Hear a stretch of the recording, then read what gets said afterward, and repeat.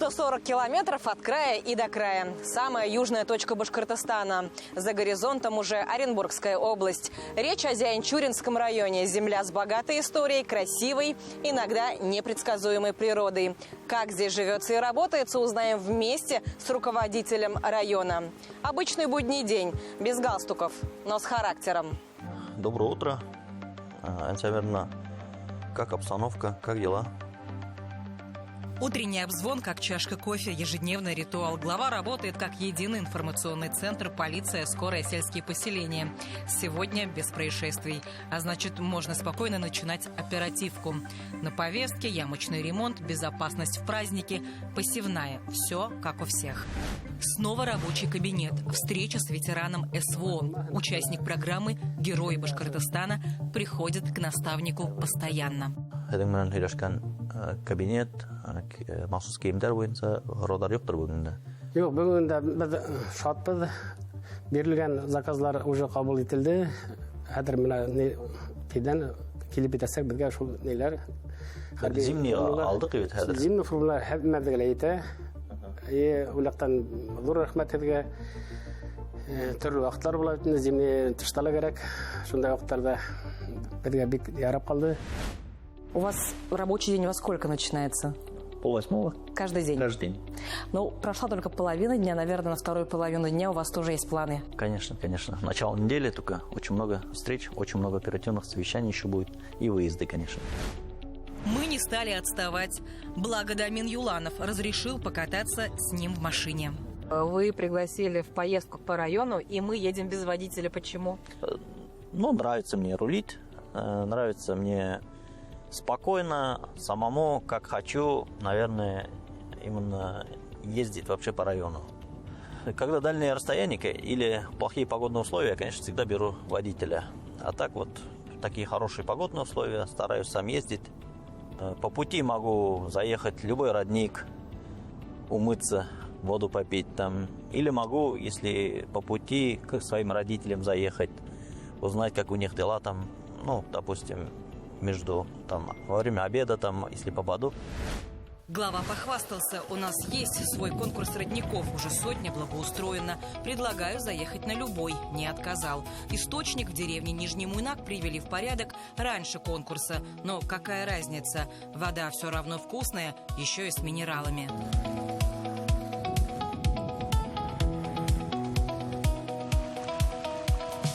За источником приезжают соседи из Оренбургской области, а местные, оказывается, солят огурцы. Вода остается свежей круглый год. Такая фишка у местных родников. Абзаннан келдік кездер, байдар. Молодцы. Ярар. Аналар жоқ бізге. Тегінде мотор родник бар дайын. Теге Одонгол, неме аталады? Одонгол мәл. Одонгол. Дамин Юланов стал главой в 32, а до этого был крупным сельхозпроизводителем. Поэтому, когда он видит поле, у него включается всегда внутренний агроном. Задаешь один вопрос, ответов получаешь 1000. Предприятие «Ойняк», у них земельный участок 3000 гектаров, исключительно ведет трехпольный севооборот. Подсолнечник, как уже говорили, высокомаржинальная культура. А зимые, кстати, я сейчас заезжал, смотрел, очень хорошие выходы. Я думаю, хороший урожай будет. Комбайн на поле современный, как иномарка. Руководитель района решил проверить, помнят ли руки. Напросился в кабину. Я не поместилась, жду. Поле, оказывается, будет отдыхать после подсолнечника. Сейчас его готовят к новому сезону.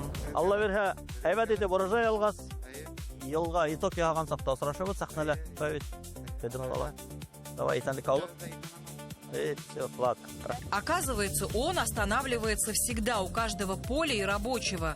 Психоаналитики назвали бы это закрытием гештальта. Сам же работал комбайнером, механизатором, ездил на тракторах, на полях. Весь день делаешь ты одно и то же. Перед тобой только черное или желтое поле. И разные мысли приходят в это время. Допустим, были такие руководители, которые подъезжали к краю поля, постояли, к тебе не подошли, уехали. У тебя 1000 вопросов. Как комбайнер 1000 вопросов. Что я не так делаю? Проезжаем зеленые поля, как ковер, хвалят озимы и говорит, урожай будет неплохим. Вот как раз мое рабочее место первое, куда я приехал молодым специалистом, находится здесь. Может быть, заедем? Давайте, можем поехать, да. Давайте вот Апакары как раз.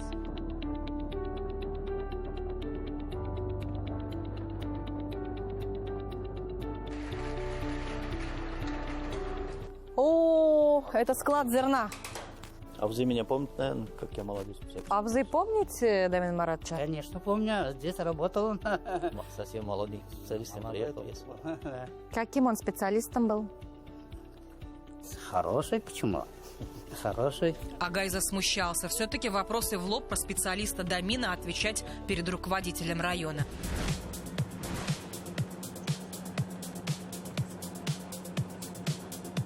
Пока ехали, увидели ямочный ремонт. В прошлом году были проблемы с подрядчиком, сейчас сгладилось. Так же, как выбоины на асфальте. Весной все равно у нас основная проблема – это ямочный ремонт.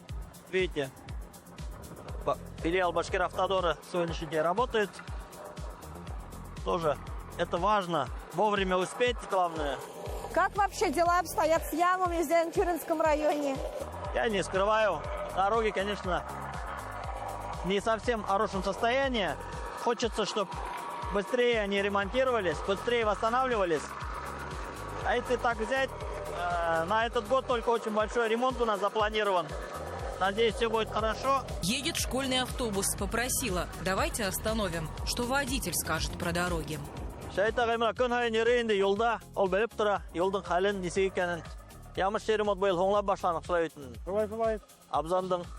Есік балалары йөрөй ме нормально?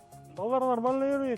Юлдың нашарлыгы күңелдә крайне, менә егетләр әйбәт эш башлаганнар. Молодцы.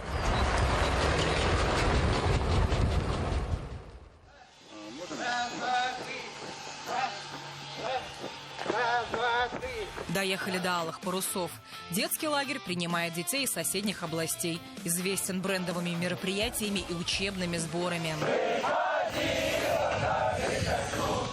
Говорят, путевки раскупаются за 3 минуты. Настоящая родительская схватка. Поэтому мест решили сделать больше. Подрядчики попадались недобросовестные, но попутный ветер в эти паруса все-таки задул. Причем вы даже к главе республики обращались на прямой линии по поводу этого лагеря, да? Не я обращался, обращались родители. Опять-таки мест не хватает, вот, поэтому они спрашивали про этот корпус. И, конечно, поручение главы республики есть. Он просил как раз-таки Министерство просвещения включить программу федеральную и построить быстро возводимый такой корпус.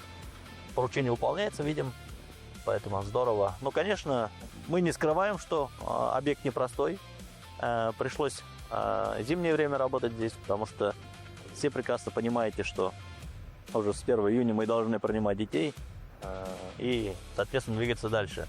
Поэтому приходилось каким-то подрядчикам распрощаться. Это мы признаем, потому что не были готовы к зимним таким погодным условиям эти ребята.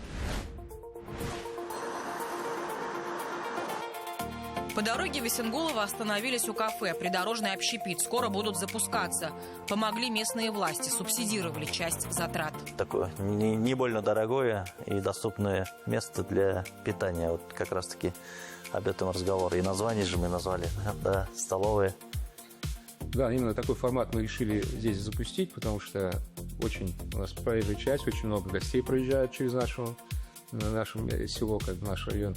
Хочется сделать что-то хорошее, полезное для нашего района. Доехали до последней точки. Уже вечер, но парк хотелось посмотреть. На спортплощадке баскетболисты. Это школьники. Кубок Гагарина, оранжевый мяч, кэс-баскет. Говорят, это лишь часть их успехов. На самом деле, в последнее время очень много площадок появилось, очень много условий для детей и молодежи заниматься спортом. Вот. Все спортзалы у нас открыты во всех деревнях.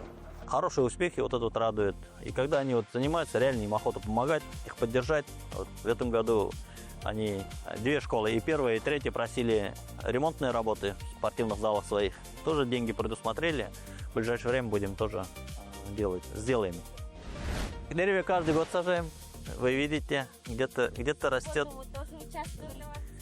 Где-то растет, где-то не растет, но тем не менее Стараемся. Это первое. Второе, здесь появится роща, Алла версия, все хорошо будет.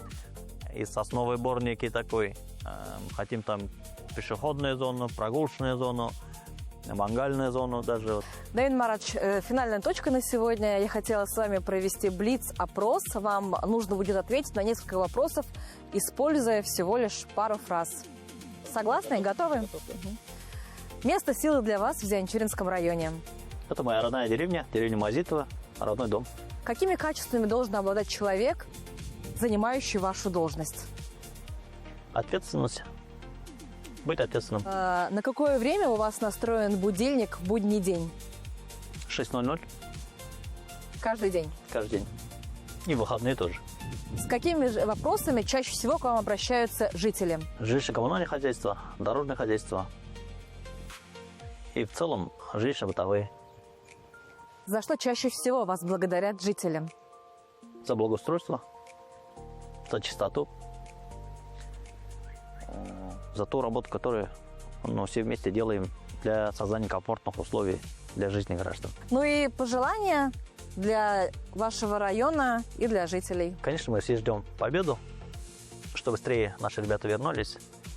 И хочется в мирное время спокойно жить и творить. Управлять районом из кабинета не получится. Надо быть на поле, дороге, парке или лагере, чтобы знать о реальном положении дел. Ведь для тех, кто встал у руля, муниципалитет – это не точка на карте. Это земля, где глава должен быть своим.